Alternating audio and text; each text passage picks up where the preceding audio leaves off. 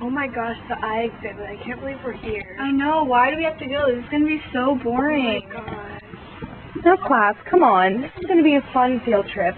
It's part of our unit. It'll be great, I promise. It'll be so much fun.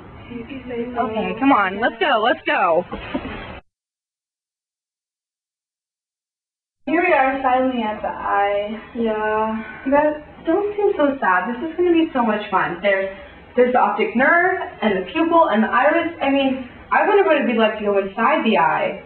That could be great. Oh, no! Oh, God! Yeah! We're going inside.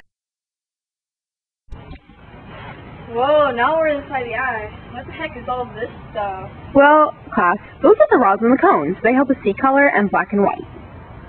Why are the cones so bright? Well, they're retinoreceptor cells that are near the center of the retina.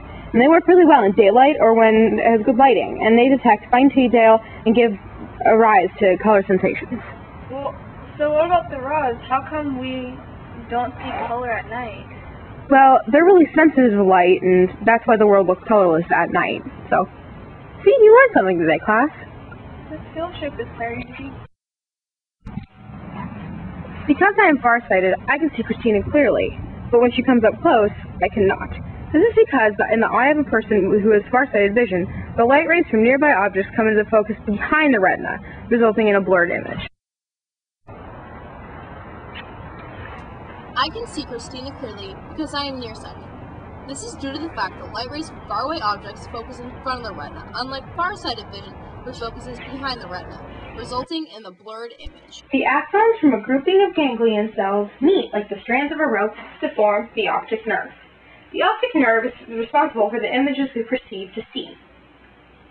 This optic nerve carries the information to your brain, where the thalamus receives and distributes that information. Almost 1 million messages can be sent to the optic nerve at one time through nearly 1 million ganglion fibers. Here's an interesting fact. Cones cluster around the fovea, as you can see is highlighted in blue. And the fovea is the retina's area of central focus. In fact, the fovea contains only cones, no rods. Now let's talk about the visual information processing. So again, information from the retina's rods and cones is received and transmitted by the ganglion cells, whose axons, again, make up the optic nerve, which shoots information to the brain. Any given retinal area relays its information to a corresponding location in the occipital lobe, which is the visual cortex in the back of the brain. Okay, let's backtrack a little bit. Let's talk about those cones and rods.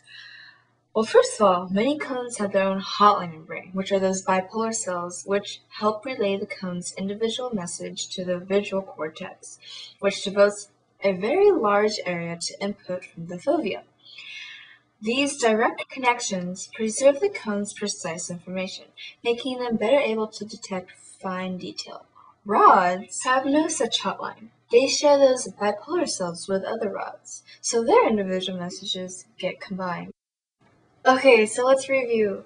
So light enters the eye through an outer surface called the cornea, and then it passes through an aperture called the pupil, which is expanded or contracted by the iris to allow for the intensity of the light. Perceiving location. We perceive the location of things and how far away they are in two basic ways. One is binocular vision, which is based on our normally having two eyes that are separated. When we cast our eyes on an object, each eye therefore has a different perspective. That is, the object is seen from two slightly different angles of view. At the same time, the object is projected to slightly different areas of each retina.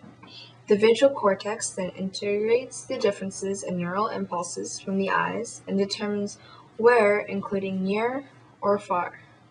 The other way is monocular cues.